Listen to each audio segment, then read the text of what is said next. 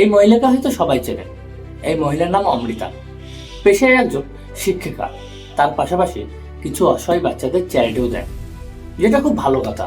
কিন্তু এই চ্যারিটির জন্য তিনি কি করে জানেন? সোশ্যাল মিডিয়াতে এই চ্যারিটিগুলোই তুলে ধরেন। এটাও খুব ভালো কথা, কিন্তু তার ভিডিওর মেন ফোকাসটাই থাকে তার বুকের খাজে।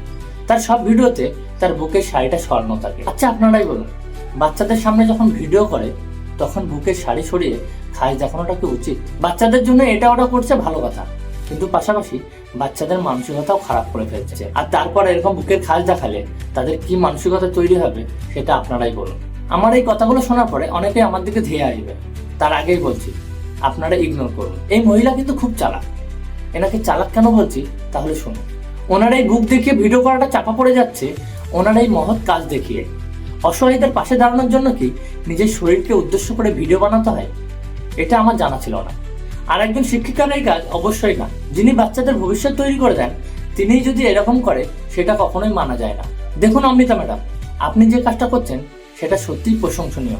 শুধুমাত্র আপনার বুকের খাজ না দেখিয়ে ভিডিও করলে সেটা আরো সম্মানদায়ক হতো। হয়তো আমার এই ভিডিও দেখে অনেক পাবলিকের গায়ে লাগবে এবং বাজে বাজে কমেন্টও করবে, কারণ সত্যিটা বলে ফেলেছি তো।